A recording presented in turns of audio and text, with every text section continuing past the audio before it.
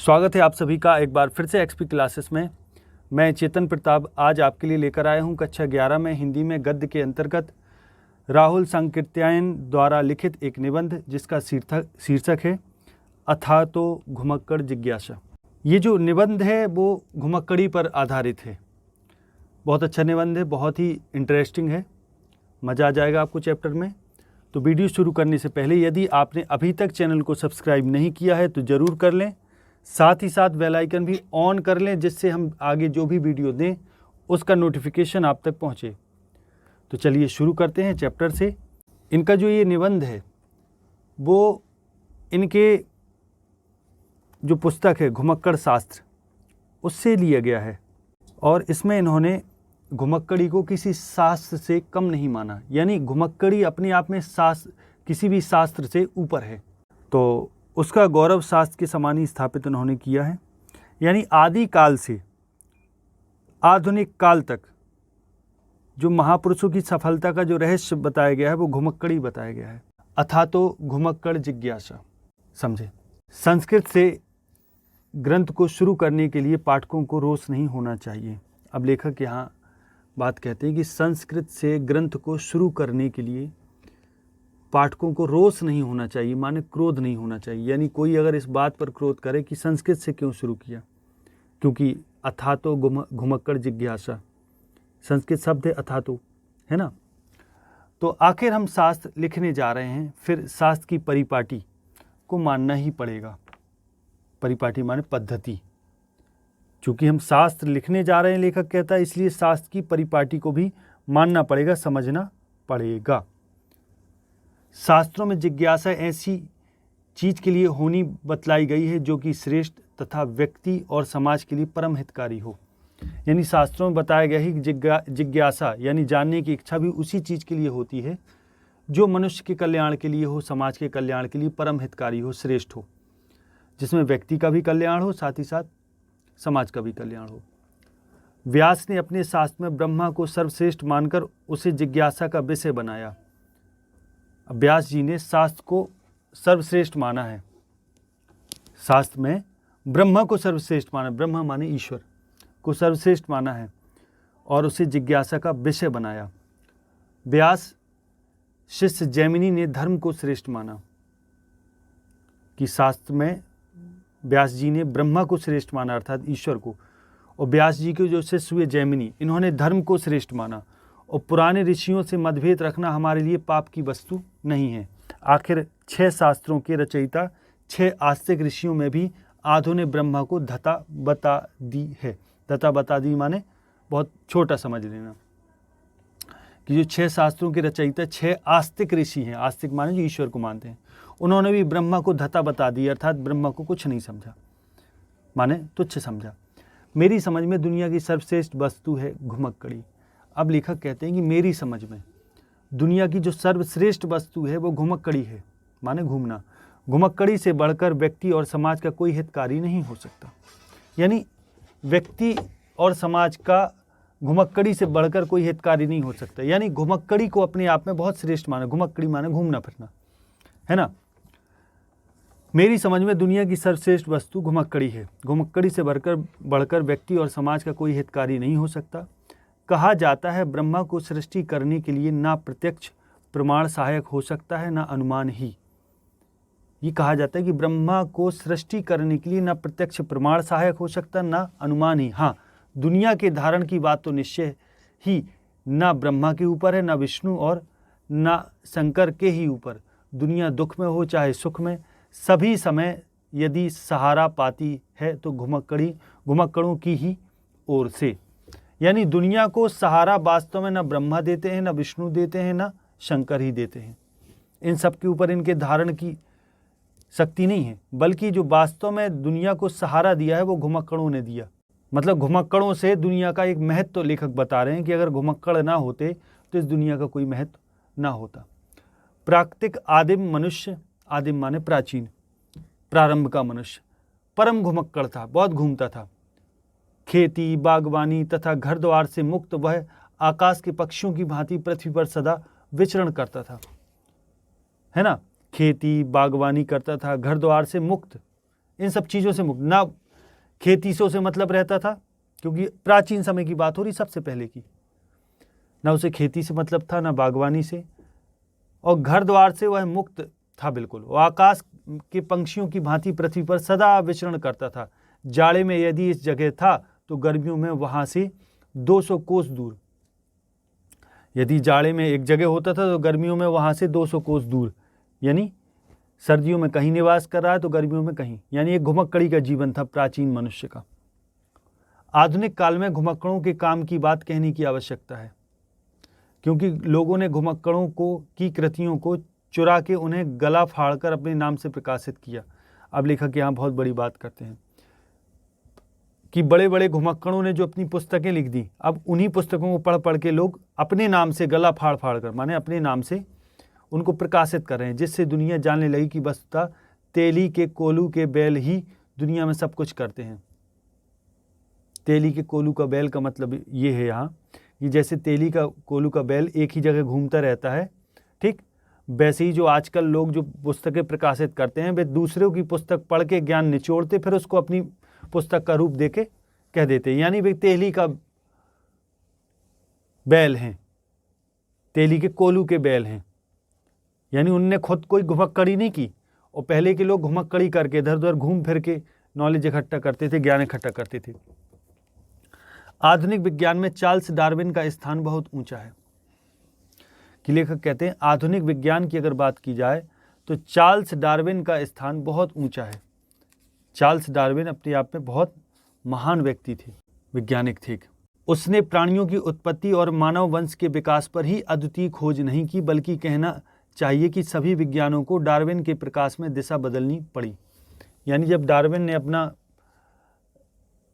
उत्परिवर्तनवाद बताया, यानी जो उन्होंने प्राणियों की उत्पत्ति और मानव वंश के विकास की बात उन्होंने की, उसकी जो खोज की, तो वास्तव में विज्ञान जो अन्य विज्ञान हैं उनको भी एक दिशा मिल गई। लेकिन क्या डार्विन अपने महान आविष्कारों को कर सकता था यदि उसने घुमक्कड़ी का व्रत न लिया होता? यानी डार्विन अगर घूमा फिरा ना होता तो इतने बड़े महान आविष्कार ना कर सकता। यानी घुमक्कड़ी को आविष्कारों की जननी कहा है लेखक ने, कि अगर घुमक्कड़ी होगी तभी बड़े बड़े आविष्कार हो सकते हैं।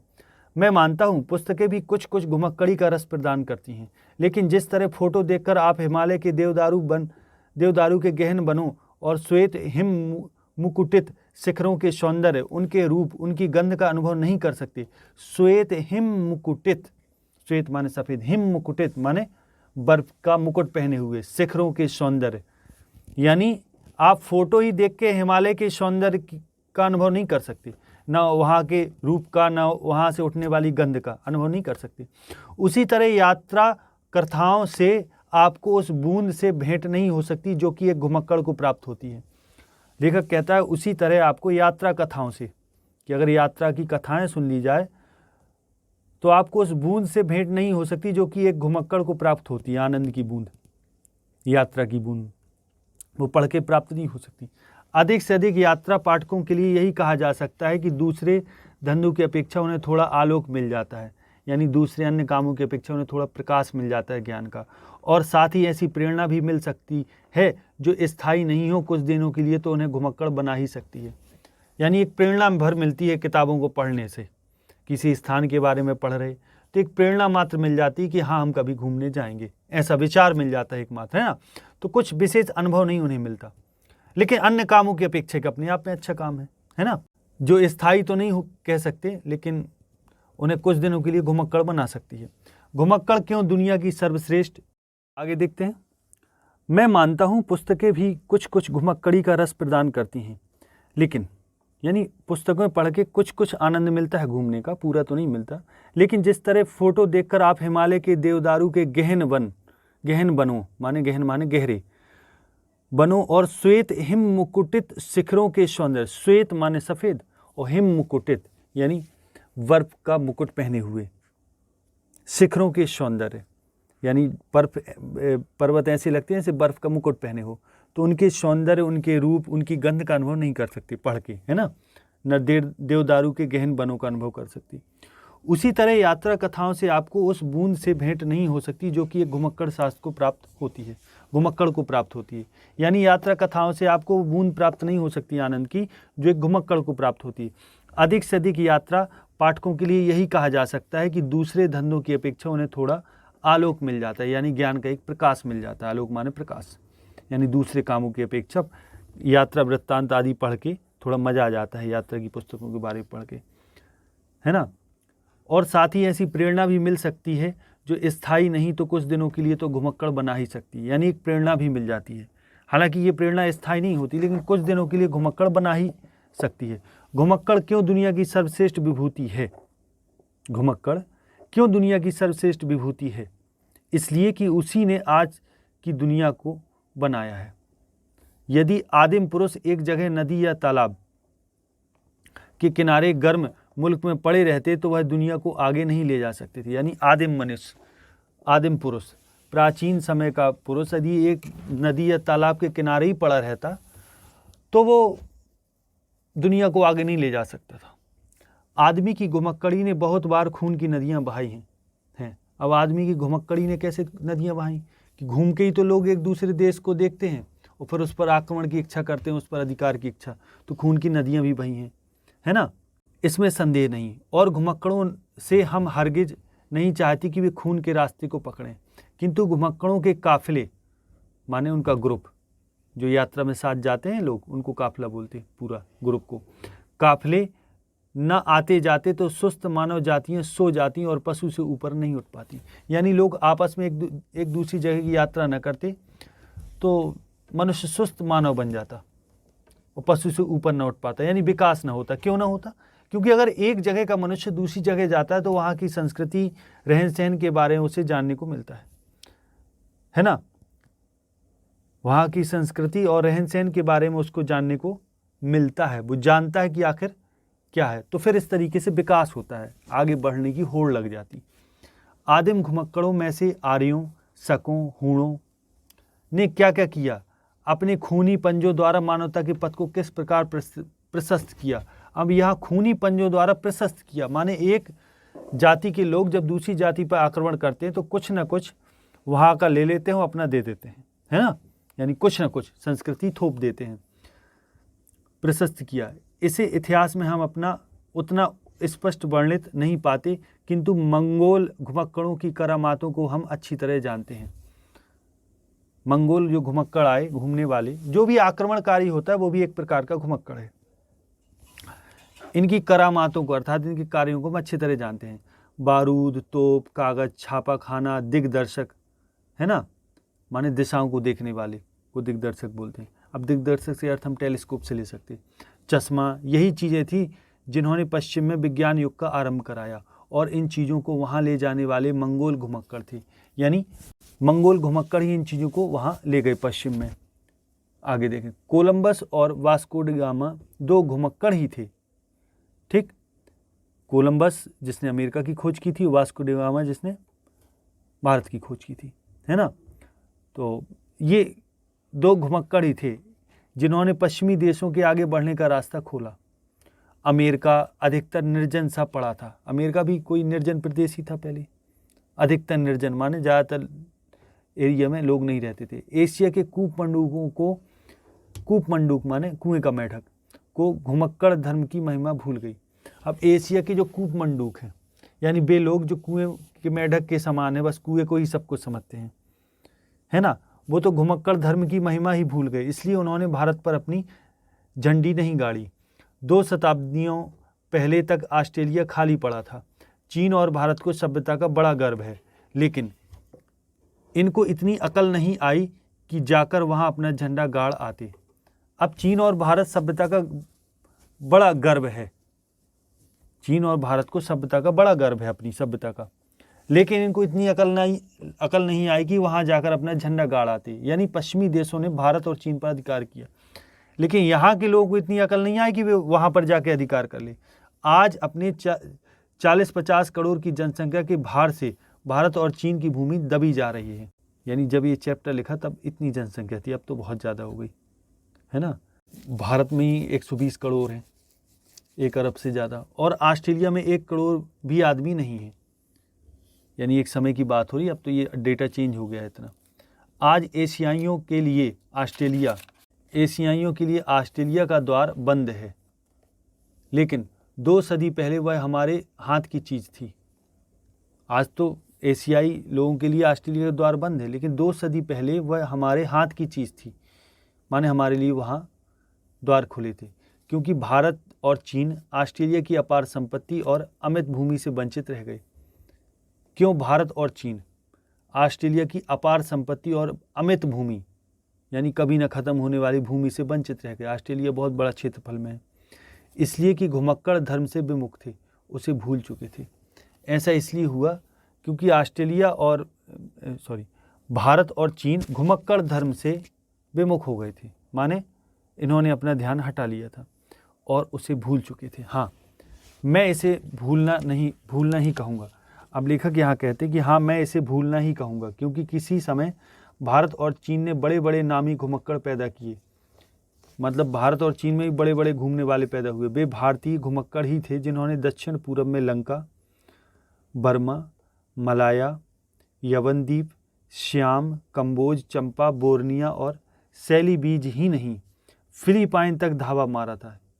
ये भारतीय घुमक्कड़ी थे जो यहाँ तक घुमाए थे।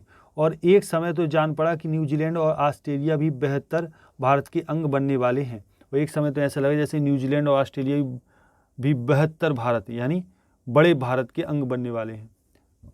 लेकिन कूपमंडूकता तेरा सत्यानाश हो।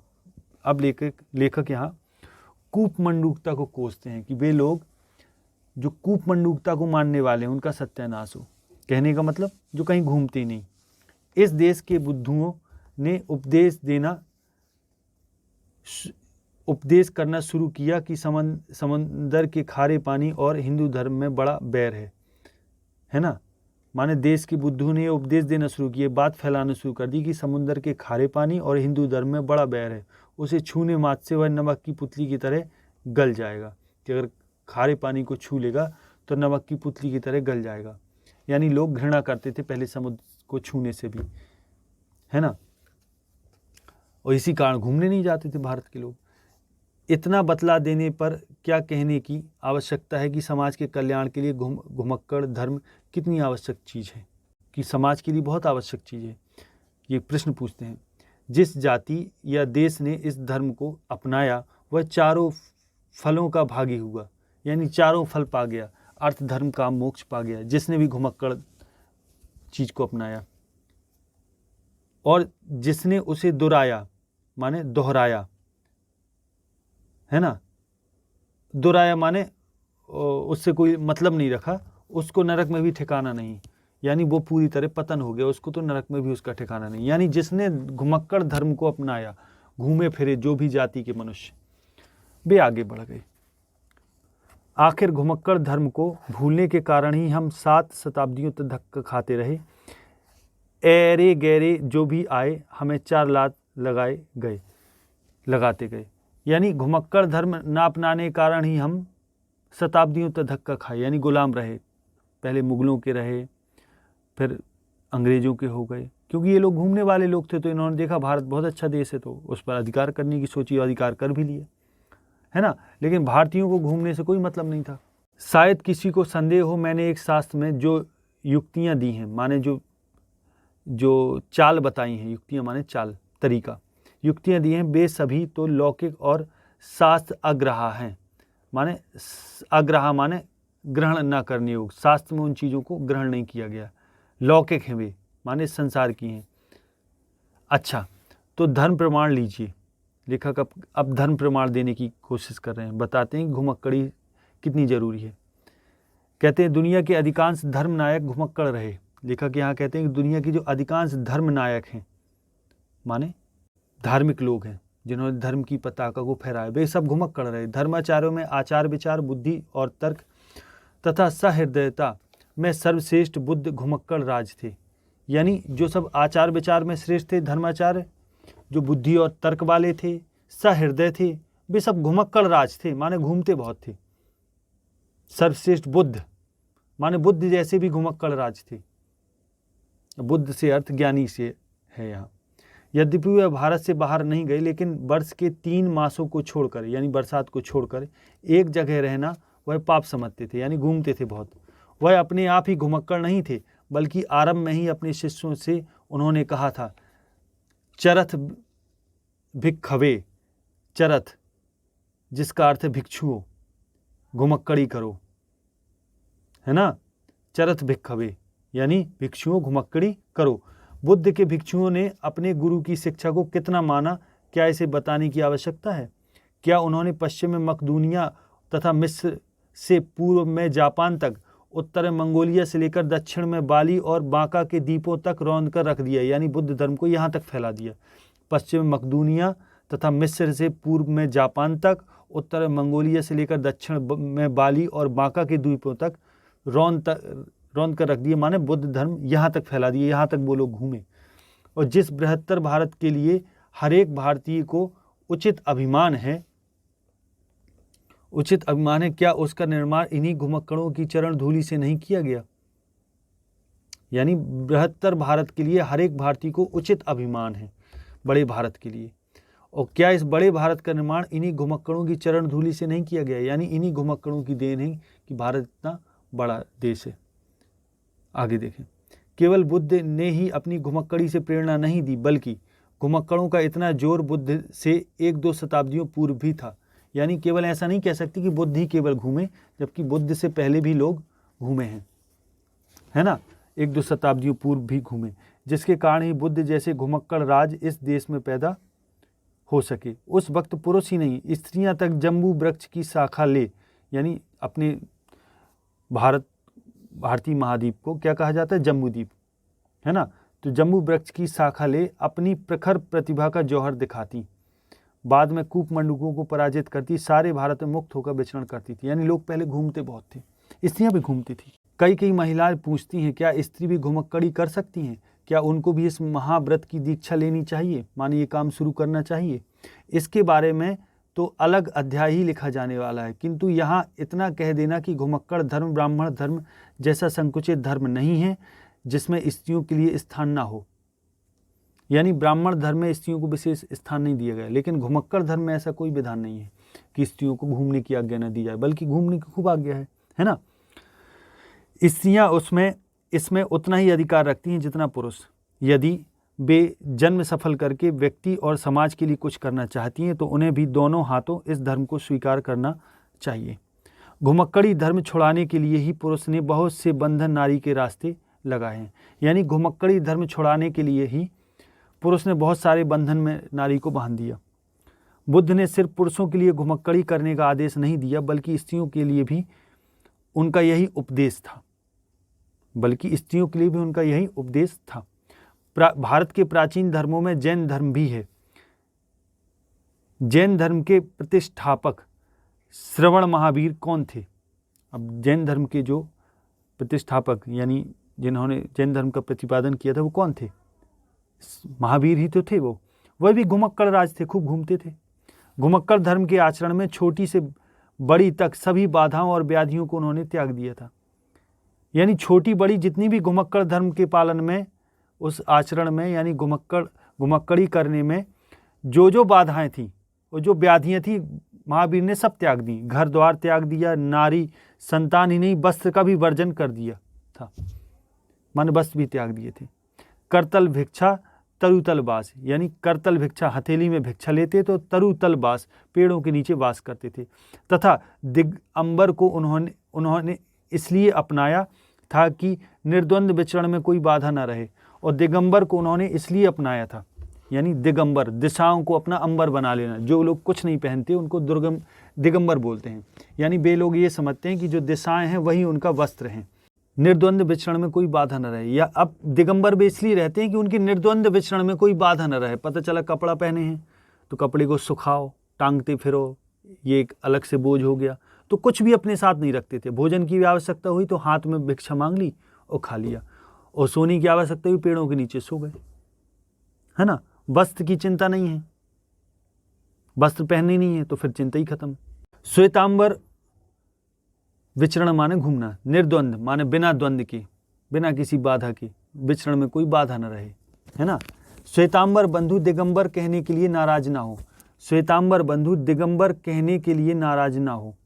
अब लेखक यहाँ थोड़ा कहते हैं, क्षमा मांगते हैं कि जो श्वेतांबर बंधु हैं, अब इन्होंने जैन मुनियों में एक श्वेतांबर पंथ भी है जो सफ़ेद वस्त्र धारण करते हैं, तो वे दिगंबर कहने के लिए नाराज न हो। वस्तुतः हमारे वैज्ञानिक महान घुमक्कड़ बातों में दिगंबरों की कल्पना के अनुसार थे। हमारे वैज्ञानिक वस्तुतः हमारे वैज्ञानिक महान घुमक्कड़ कुछ बातों में दिगंबरों की कल्पना के अनुसार थे और कुछ बातों में श्वेतांबरों के अनुसार। यानी जो हमारे महान वैज्ञानिक हुए वे कुछ बातों में दिगंबरों के हिसाब से थे, उनकी कल्पना के अनुसार चलते थे, कुछ श्वेतांबरों के उल्लेख के अनुसार। लेकिन इसमें तो दोनों संप्रदायों और बाहर के मर्मज्ञ भी सहमत हैं कि भगवान महावीर दूसरी तीसरी नहीं प्रथम श्रेणी के घुमक्कड़ थे। ये तो प्रथम श्रेणी के घुमक्कड़ थे भगवान महावीर। वह आजीवन घूमते ही रहे। वैशाली में जन्म लेकर विचरण करते ही पावा में उन्होंने अपना शरीर छोड़ा था। यानी घूमते घूमते पावा में शरीर छोड़ा था, वैशाली में जन्म हुआ था। बुद्ध और महावीर से बढ़कर यदि कोई त्याग तपस्या और सहृदय का दावा करता है तो मैं उसे केवल दम्भी कहूँगा। लेखक कहता है यदि बुद्ध महावीर से बढ़कर कोई त्याग और तपस्या की बात करता है तो मैं उसे केवल दम्भी कहूँगा, केवल घमंडी कहूँगा। आजकल कुटिया आश्रम बनाकर तेली के बैल की तरह कोलू से बंधे कितने ही लोग अपने को अद्वितीय महात्मा कहते हैं या चेलों से कहलवाते हैं। लेकिन मैं तो कहूँगा घुमक्कड़ी को त्याग कर यदि महापुरुष बना जाता है तो ऐसे लोग गली गली देखे जाते हैं। अब लेखक यहाँ एक बात कह रहे हैं कि जो साधु केवल कुटिया बनाकर निवास करते हैं, आश्रम मठ बनाकर, और अपने चेलों से भी कहलवाते हैं कि बहुत बड़े वे तपस्वी हैं, महात्मा हैं, तो फिर और वे घुमक्कड़ी को त्याग कर यदि अपने आप को महात्मा कहलवाते भी हैं या चेलों से भी कहलवाते हैं तो फिर ऐसे लोगों को मैं महापुरुष नहीं मानता। क्योंकि अगर ये महापुरुष है तो फिर घर में रहने वाले जो गृहस्थ हैं ऐसे तो फिर गली गली महापुरुष देखे जा सकते हैं। मैं तो जिज्ञासुओं को खबरदार कर देना चाहता हूँ कि वे ऐसे मुलम्बे वालों महात्माओं और महापुरुषों के फेर से बचे रहें। अब लेखक यहाँ बात करता है कि जो जिज्ञासु, जो साधु महात्माओं के पास जाते हैं जिन्होंने कुछ घूमा फिरा नहीं, वे ऐसे लोगों से दूर ही रहें, बचे रहें। वे स्वयं तेली के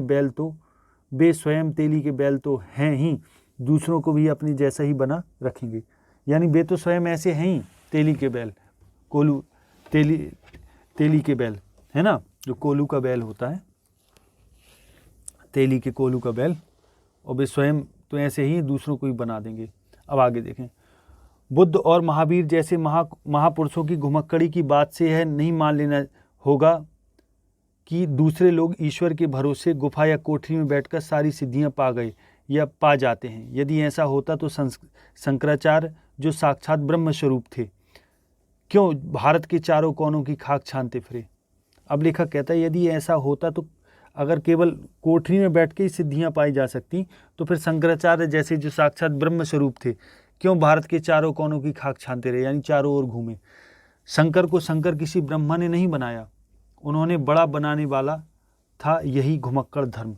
यानी शंकराचार्य को शंकर किसी ब्रह्मा ने नहीं बनाया, ईश्वर ने नहीं बनाया, बल्कि घुमक्कड़ धर्म ने बनाया। शंकर बराबर घूमते रहे। आज केरल देश में थे तो कुछ ही महीनों बाद मिथिला में और अगले साल कश्मीर या हिमालय के किसी दूसरे भाग में, यानी घूमते ही रहे। शंकर तरुणाई में ही शिवलोक सिधार गए, यानी तरुणाई माने युवावस्था में ही शिवलोक सिधार गए थे। किंतु थोड़े से जीवन में उन्होंने सिर्फ 3 भाष्य ही नहीं लिखे बल्कि अपने आचरण से अनुयायियों को वह घुमक्कड़ी का पाठ पढ़ा गए। केवल इन्होंने 3 भाष्य ही नहीं लिखे शंकराचार्य ने, बल्कि अपना ऐसा आचरण किया घुमक्कड़ी वाला कि लोगों को घुमक्कड़ी का पाठ पढ़ा गए कि घूमो जितना हो सके। आज भी उनके पालन करने वाले सैकड़ों मिलते हैं। वास्को डी गामा के भारत पहुंचने से बहुत पहले शंकर के शिष्य मास्को और यूरोप तक पहुंच गए थे। अब लेखक कहते हैं वास्को डी गामा के भारत पहुंचने से बहुत पहले शंकर के शिष्य मास्को और यूरोप तक पहुंच गए थे। उनके साहसी शिष्य सिर्फ भारत के चारों धामों से ही संतुष्ट नहीं थे, बल्कि उनमें से कितनों ने जाकर बाकू यानी रूस में धूनी रमाई, रूस में भी पहुंच गए वे। केवल ऐसा नहीं कि चारों धामों में जाके जो भारत में 4 धाम है वहीं तक संतुष्ट हो गए, नहीं, रूस तक पहुंच गए, रूस के बाकू तक पहुंच गए। एक ने पर्यटन करते हुए वोल्गा तट पर निज्जी नोवोग्राद के महामेले को देखा, यानी निज्जी नोवोग्राद का जो महामेले होते, बड़े बड़े मेले लगते, उनको भी देखा, बोलगा तट पर जो लगते। आगे देखें, यानी यहाँ तक लोगों ने घुमक्कड़ी की। आगे देखें, शंकराचार्य के शिष्यों ने, रामानुज, मध्वाचार्य और वैष्णवाचार्य के अनुयायी मुझे क्षमा करें यदि मैं कहूँ कि उन्होंने भारत में कूपमंडूकता के प्रचार में बड़ी सरगर्मी दिखाई, माने गर्मजोशी दिखाई। यानी रामानुज और मध्वाचार्य और वैष्णवाचार्य के शिष्य ज़्यादा नहीं घूमे, तो मैं इनको कूपमंडूकता के प्रचार वाला ही कहूँगा, क्योंकि इन्होंने फिर कूपमंडूकता का ही प्रचार किया। ये कूप के मंडूक ही बने रहे, मेंढक ही बने रहे, कुएं के मेंढक। भला हो रामानंद और चैतन्य का, जिन्होंने पंख से पंकज बनकर, यानी पंख माने कीचड़, कीचड़ से पंकज बनकर माने कमल बनकर आदिकाल से चले आते महान घुमक्कड़ धर्म की फिर से प्रतिष्ठापना की। रामानंद भी घूमे, चैतन्य भी घूमे, चैतन्य महाप्रभु, है ना।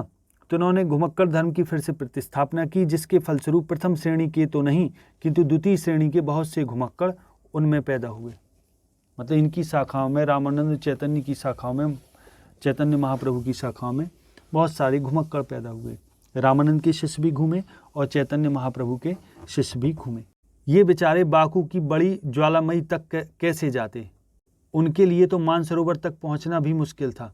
अपने हाथ से खाना बनाना, मांस अंडे से छू जाने पर भी धर्म चला जाना, हाथ तोड़ सर्दी के कारण हर लघु शंका के बाद बर्फीली पानी से हाथ धोना, लघु शंका माने टॉयलेट करना, कि ऐसे लोग थे ये लोग, कि ये लोग अगर अपने हाथ से खाना बनाते थे और मांस और अंडा अगर छू भी जाए तो इनका धर्म चला जाता था, माने अपने आप को धर्म भ्रष्ट मान लेते थे, है ना।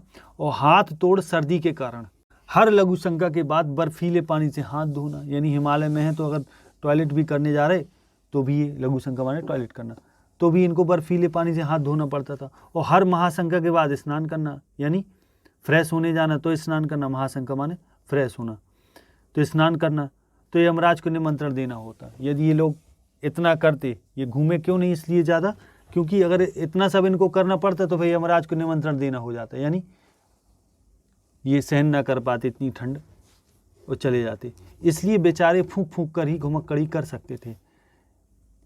इसमें किसे उज्र हो सकता है कि शैव हो या वैष्णव, वेदांती हो या सैद्धांती, सभी को आगे बढ़ाया केवल घुमक्कड़ धर्म में। अब इसमें किसी को उज्र नहीं हो सकता, माने किसी को कोई दिक्कत नहीं हो सकती कि शैव धर्म हो, चाहे वैष्णव धर्म हो, चाहे वेदांती हो, वेदों को मानने वाले हो, चाहे सिद्धांती लोग हो, इन सभी को घुमक्कड़ धर्म ने आगे बढ़ाया। महान घुमक्कड़ धर्म बौद्ध धर्म का भारत से लुप्त होना क्या था? बुद्ध धर्म को महान घुमक्कड़ धर्म कहा, और इसका भारत से लुप्त होना क्या था कि तब कूपमंडूकता का हमारे देश में बोलबाला हो गया। यानी लुप्त कैसे हुआ ये धर्म? क्योंकि कूपमंडूकता आ गई, लोग घूमना लोगों ने बंद कर दी, इसलिए धर्म लुप्त हो गया। 7 शताब्दियाँ बीत गईं, इन 7 शताब्दियों में दास्ता और परतंता हमारे देश में पैर तोड़कर बैठ गई, और 7 शताब्दियाँ हो गई इनके बाद, और तो दास्ता और परतंता माने गुलामी हमारे देश में पैर तोड़कर बैठ गई। पैर तोड़कर बैठने का मतलब है जम जाना। यह कोई आकस्मिक बात नहीं, माने अचानक होने वाली बात नहीं। समाज के अगुओं ने चाहे कितना ही कूपमंडूक बनना चाहा, लेकिन इस देश में ऐसे माई के लाल जब तक पैदा होते रहे, इन्होंने कर्मपथ की ओर संकेत किया। यानी लोग तो कूपमंडूक बनना चाहे, लेकिन ऐसे माई के लाल, ऐसे महापुरुष पैदा होते रहे जिन्होंने कर्मपथ की ओर संकेत किया। हमारे इतिहास में गुरु नानक का समय दूर का नहीं है, लेकिन अपने समय के महान घुमक्कड़ थे। उन्होंने भारत भ्रमण को ही पर्याप्त नहीं समझा, ईरान और अरब तक धावा मारा। घुमक्कड़ी किसी बड़े योग से कम सिद्धिदायनी नहीं है, यानी घुमक्कड़ी कोई योग से कम सिद्धिदायनी नहीं है। जितनी योग में सिद्धि मिलती है योग में, उतनी ज़्यादा सिद्धि घुमक्कड़ी मिलती है। और निर्भीक तो वह 1 नंबर का बना देती है, यानी घुमक्कड़ी करने से व्यक्ति निर्भीक हो जाता है, निडर हो जाता है। दूसरी शताब्दियों की बात छोड़िए, अभी शताब्दी भी नहीं बीती, इस देश से स्वामी दयानंद को विदा हुए। स्वामी दयानंद को ऋषि दयानंद किसने बनाया? घुमक्कड़ी धर्म ने। यानी स्वामी दयानंद भी बहुत घूमे। उन्होंने भारत के अधिक भागों का भ्रमण किया, पुस्तक लिखते, शास्त्रार्थ करते, वह बराबर भ्रमण करते रहे। पुस्तकें भी लिखते रहे घूमने के दौरान और शास्त्रार्थ भी करते रहे, लोगों से धर्म की चर्चा भी करते रहे। शास्त्रों को पढ़कर काशी के बड़े बड़े पंडित महामंडूक बनने में ही सफल होते रहे। और शास्त्रों को पढ़कर काशी के जो बड़े बड़े पंडित थे वे केवल महामंडूक ही बनते रहे, यानी कुएं के मेढक ही बनते रहे। इसलिए दयानंद को मुक्त बुद्धि यानी खुली बुद्धि वाले, तर्क प्रधान बनाने का कारण शास्त्रों से अलग नहीं ढूंढना होगा। यानी शास्त्र ही इसका कारण थे कि ये बड़े मुक्त बुद्धि थे और तर्क प्रधान थे। और वह है उनका निरंतर घुमक्कड़ी धर्म का सेवन करना, माने पालन करना। उन्होंने समुद्र यात्रा करने, द्वीप द्वीपांतरों में जाने के विरुद्ध जितनी थोथी दलीलें दी जाती थी, सबको चिंदी चिंदी करके उड़ा दिया। यानी लोग पहले द्वीप द्वीपांतरों में जाने के विरुद्ध जो थोथी दलीलें देते थे, नकली दलीलें, माने बेफजूल की, थोथी माने जिनमें कोई सार ना हो, दलीलें देते थे, उन सबको चिंदी चिंदी करके उड़ा दिया। और बताया कि मनुष्य स्थावर वृक्ष नहीं है, कि मनुष्य कोई ऐसा वृक्ष नहीं जो स्थावर हो, एक जगह स्थिर रहने वाला हो, वह जंगम प्राणी है। चलना मनुष्य का धर्म है, जिसने इसे छोड़ा वह मनुष्य होने का अधिकारी नहीं है। यानी जो घूमा नहीं वो मनुष्य होने का अधिकारी नहीं। 20वीं शताब्दी के भारतीय घुमक्कड़ों की चर्चा करने की आवश्यकता नहीं। अब 20वीं शताब्दी के भारतीय घुमक्कड़ों की चर्चा करने की आवश्यकता नहीं। इतना लिखने से मालूम हो गया होगा कि संसार में यदि अनादि सनातन धर्म है तो वह घुमक्कड़ धर्म है। अब लेखक यहाँ एक बात कहते हैं कि इतना लिखने से ये मालूम हो गया होगा कि संसार में यदि कोई अनादि सनातन धर्म है तो वह घुमक्कड़ धर्म, यानी जो सनातन धर्म है जिसको आदि धर्म कहा जाता है तो वह घुमक्कड़ धर्म ही है। लेकिन वह संकुचित संप्रदाय नहीं है कि एक जगह ठहर के रह जाए। वह आकाश की तरह महान है, समुद्र की तरह विशाल है। और जिन धर्मों ने अधिक यश और महिमा प्राप्त की है कि वह घुमक्कड़ धर्म ही के कारण, यानी जो भी धर्म बहुत अधिक महिमा मंडित हुआ और जिसकी ज़्यादा प्रतिष्ठा हुई वो केवल घुमक्कड़ी के कारण हुई। प्रभु ईसा घुमक्कड़ थे, उनके अनुयायी भी ऐसे घुमक्कड़ थे, उनको मानने वाले भी घुमक्कड़ थे, उन्हीं के जैसे, जिन्होंने ईसा के संदेश को दुनिया के कोने कोने में पहुंचाया। तभी तो आज ईसाई धर्म बहुत ज़्यादा फैला हुआ है। इतना कहने के बाद कोई संदेह नहीं रह गया कि घुमक्कड़ धर्म से बढ़कर दुनिया में धर्म नहीं है। धर्म भी छोटी बात है, उसे घुमक्कड़ के साथ लगाना महिमा घटी समुद्र की रावण बसा पड़ोस वाली बात होगी। यानी धर्म कोई छोटी बात, धर्म भी छोटी बात है और धर्म को अगर घुमक्कड़ी के साथ जोड़ा जाता है तो फिर वही बात हो गई महिमा घटी समुद्र की रावण बसा पड़ोस, कि समुद्र की महिमा घट जाए यानी धर्म की महिमा घट गई, और यानी घुमक्कड़ की महिमा घट गई घुमक्कड़ी की और वह धर्म से जुड़ गई। समझ गए? यानी घुमक्कड़ी के सामने धर्म की कोई महिमा नहीं। ठीक वैसे ही जैसे यदि हम ये कहें कि समुद्र की महिमा घट गई है और रावण बसा पड़ोस, पड़ोस में रावण बस गया वाली बात हुई। घुमक्कड़ होना आदमी के लिए परम सौभाग्य की बात है। यह पंथ अपने अनुयायी को मरने के बाद किसी काल्पनिक स्वर्ग का प्रलोभन नहीं देता। ये जो घुमक्कड़ी धर्म ही अपने अनुयायी को, यानी जो भी घुमक्कड़ी धर्म का पालन करता है वो धर्म उसको मरने के बाद, यानी घुमक्कड़ी घूमने वाले को मरने के बाद कोई काल्पनिक स्वर्ग का प्रलोभन नहीं देता, कोई कल्पना वाला स्वर्ग मिल जाएगा। इसके लिए तो कह सकते हैं क्या खूब सौदा नगद है, इस हाथ ले उस हाथ दे। यानी घुमक्कड़ी एक ऐसा नगद सौदा है कि इस हाथ घूमो उस हाथ आनंद लो, अनुभव लो। घुमक्कड़ी वही कर सकता है जो निश्चिंत है, जिसे कोई चिंता नहीं। किन साधनों से संपन्न होकर आदमी घुमक्कड़ बनने का अधिकारी हो सकता है, यह आगे बतलाया जाएगा। यानी ऐसे कौन कौन से साधन हैं जिनसे व्यक्ति को संपन्न हो जाना चाहिए, यानी वो साधन हमारे पास हो तब हम घुमक्कड़ बनने का अधिकारी हो सकते हैं, यह आगे बताया जाएगा, लेखक कह रहा है। इतना कहने के बाद कोई संदेह नहीं रह गया कि घुमक्कड़ धर्म से बढ़कर दुनिया में धर्म नहीं है, कि घुमक्कड़ अपने आप में ही सबसे बड़ा धर्म है। धर्म भी छोटी बात है, उसे घुमक्कड़ के साथ लगाना, यानी धर्म को घुमक्कड़ से जोड़ते हैं तो वही बात हो गई महिमा घटी समुद्र की रावण बसा पड़ोस वाली बात होगी। घुमक्कड़ होना आदमी के लिए परम सौभाग्य की बात है। यह पंथ अपने अनुयायी को मरने के बाद किसी काल्पनिक स्वर्ग का प्रलोभन नहीं देता। इसके लिए तो कह सकते हैं क्या खूब सौदा नगद है, इस हाथ ले उस हाथ दे। यानी ये तो एक नगद सौदा है, उधारी का काम नहीं है। घुमक्कड़ी में तुरंत अनुभव होता। घुमक्कड़ी वही कर सकता है जो निश्चिंत है। किन साधनों से संपन्न होकर आदमी घुमक्कड़ी बनने का अधिकारी घुमक्कड़ बनने का अधिकारी हो सकता है, वो आगे बताया जाएगा, किंतु घुमक्कड़ी के लिए चिंताहीन होना आवश्यक है और चिंताहीन होने के लिए घुमक्कड़ी भी आवश्यक है। यहाँ दोनों बातें एक दूसरे से जुड़ी हुई हैं। यानी घुमक्कड़ी के लिए चिंताहीन होना, चिंता वाला व्यक्ति ना होगी, पता चला घूमने गया घर की याद आ रही है ना, एक तो ये चीज़ जरूरी हो गई। दूसरा, चिंताहीन होने के लिए भी घुमक्कड़ी होना जरूरी है कि अगर व्यक्ति घूमेगा तो अपने आप चिंताहीन हो जाएगा। कहा है ना, घुमक्कड़ी करने से व्यक्ति निर्विघ्न हो जाता है, यानी उसको कोई डर नहीं रहता, निश्चिंत हो जाता। दोनों का अन्योन्याश्रय होना दूषण, यानी दोनों एक दूसरे पर अन्योन्य आश्रय है, दूषण नहीं भूषण है, यानी दोनों एक दूसरे पर अन्योन्य आश्रित हैं और ये इनका दूषण नहीं, यानी दोष नहीं है, बल्कि इनका आभूषण है। यानी चिंता हम करेंगे तो घुमक्कड़ी नहीं कर सकते, यानी चिंताहीन रहेंगे तो ही घुमक्कड़ी कर सकते हैं, और घुमक्कड़ी करेंगे तो चिंताहीन हो जाएंगे। यानी दोनों एक दूसरे पर अन्योन्य आश्रित हैं, तो इसलिए दोनों एक दूसरे के दूषण नहीं है, दोष नहीं है, बल्कि भूषण है, माने आभूषण है। घुमक्कड़ी से बढ़कर सुख कहाँ मिल सकता है? आखिर चिंताहीनता तो सुख का सबसे स्पष्ट रूप है। यानी जो व्यक्ति चिंताहीन है वही सुखी है, यानी चिंताहीनता तो सुख का सबसे स्पष्ट रूप है। घुमक्कड़ी में कष्ट भी होते हैं, लेकिन उसे उसी तरह समझिए जैसे भोजन में मिर्च। घुमक्कड़ी में भी कष्ट है, लेकिन वो ठीक वैसे ही कष्ट है जैसे भोजन में मिर्च है ना। जैसे भोजन में मिर्च यदि थोड़ी ज़्यादा हो जाए तो आदमी खाने में थोड़ी दिक्कत होती है, लेकिन घुमक्कड़ी भी अपने आप में उसी प्रकार का है। यानी कष्ट तो मिलता है, लेकिन वो मिर्च की भांति होता है, कुछ देर के लिए फिर समाप्त हो जाता है, थोड़े समय के लिए, जरा से समय के लिए। मिर्च में यदि कड़वाहट ना हो तो कोई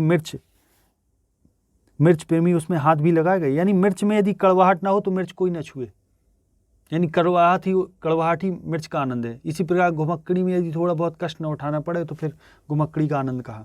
यानी जैसे कोई पहाड़ में घूमने जा रहे और पहाड़ अगर चढ़ाई ना हो उसमें ज़्यादा तो फिर पहाड़ भी घूमने का मज़ा ना आएगा। आगे देखें, वस्तुतः घुमक्कड़ी में कभी कभी होने वाले कड़वे अनुभव उसके रस को और बढ़ा देते हैं। उसी तरह जैसे काली पृष्ठभूमि में चित्र अधिक खिल उठता है, जैसे काली पृष्ठभूमि हो और उसी पर कोई चित्र बना दिया जाए तो चित्र और अच्छा लगता है। इसी प्रकार से अगर कड़वे अनुभव होते हैं तो घुमक्कड़ी में और मज़ा आता है। व्यक्ति के लिए घुमक्कड़ी से बढ़कर कोई नगद धर्म नहीं है। यानी घुमक्कड़ी एक अपने आप में एक नगद धर्म है, उधारी वाला नहीं। जाति का भविष्य घुमक्कड़ी पर निर्भर करता है। यानी कोई भी जाति है यदि वो घूमेगी नहीं, एक जगह रहेगी तो वहीं तक सीमित रह जाएगी, और घुमक्कड़ी करेगी तो सब जगह फैलेगी, है ना। तो घुमक्कड़ी अपने आप में एक बड़ा विशेष धर्म है। तो कोई भी जाति का भविष्य घुमक्कड़ी पर निर्भर करता है। इसलिए मैं कहूँगा कि हर एक तरुण, ये माने युवा, और तरुणी माने युवती को घुमक्कड़ी व्रत धारण करना चाहिए। इसके विरुद्ध दिए जाने वाले सारे प्रमाणों को झूठ और व्यर्थ समझना चाहिए। यानी इसके विरुद्ध जो भी बात करे, जितने भी प्रमाण दे घुमक्कड़ी के विरुद्ध, वे सारे प्रमाणों को झूठ मानना चाहिए और व्यर्थ मानना चाहिए, बेकार। यदि माता पिता विरोध करते हैं तो समझना चाहिए कि वह भी प्रहलाद के माता पिता के नवीन संस्करण है। यानी जैसे प्रहलाद के माता पिता उसका विरोध करते थे भगवान की भक्ति करने से, वैसे ही उसी का नवीन संस्करण है फिर जो माता पिता घूमने का विरोध करें। यदि हित बांधव बाधा उपस्थित करते हैं तो समझना चाहिए कि वे दिवांध हैं। यदि हितु बांधव भाई बहन जो हित चाहते हैं वो भी बाधा उपस्थित अगर करते हैं तो वे भी दिवांध हैं, उनको भी दिन में कम दिखता है, ऐसा समझो। यदि धर्माचार्य कुछ उल्टा सीधा तर्क देते हैं तो समझ लेना चाहिए कि इन्हीं ढोंगियों ने संसार को, यानी बहन भाई भी बाधा अगर समझे तो उनको भी कुछ न समझो, ये अर्थ है, वे भी दिवांध हैं, है ना। और यदि धर्माचार कुछ उल्टा सीधा तर्क देते हैं तो समझ लेना चाहिए कि इन्हीं ढोंगियों ने संसार को कभी सरल और सच्चे पथ पर चलने नहीं दिया। यानी ना भाई बहन बाधा पहुंचाए, ना माता पिता बाधा पहुंचाए, ना अगर यदि कोई धर्माचार गुरु आदि भी बाधा पहुंचाता है तो फिर वो भी कोई मतलब नहीं उसका, है ना। इन्हीं ढोंगियों ने संसार को कभी सरल और सच्चे पथ पर चलने नहीं दिया। यदि राज्य और राजसी नेता अपनी कानूनी रुकावटें डालते हैं तो हजारों बार की तजुर्बा की हुई बात है कि महानदी के वेग की तरह घुमक्कड़ की गति को रोकने वाला दुनिया में कोई पैदा नहीं हुआ। यानी राजसी नेता और कानूनी रुकावटें भी घूमने में बाधा पहुंचाती हैं, तो फिर ये तो हमेशा की तजुर्बा वाली बात है, अनुभव वाली बात है कि जैसे महानदी के वेग को कोई नहीं रोक सकता, वैसी घुमक्कड़ी को भी रोकने वाला, घुमक्कड़ आदमी को कोई रोकने वाला दुनिया में पैदा नहीं हुआ। बड़े बड़े कठोर पहरे वाली राज्य सीमाओं को घुमक्कड़ों ने आंखों में धूल झोंक कर पार कर लिया, यानी घूमने वालों ने राज्यों की सीमाओं को भी पार कर लिया। मैंने स्वयं एक से अधिक बार किया है, लेखक कहता है मैंने भी ऐसा कई बार किया। पहली तिब्बत यात्रा में अंग्रेजों और नेपाल राज्य और तिब्बत के सीमा रक्षकों की आंख में धूल झोंक कर जाना पड़ा था। कि जब मैं पहली बार तिब्बत में यात्रा की तो अंग्रेजों की आंखों में धूल झोंका, नेपाल राज्य की आंखों में धूल झोंकी, और तिब्बत के सीमा रक्षकों की जो सुरक्षा बल थे उनकी भी आंखों में धूल झोंकी।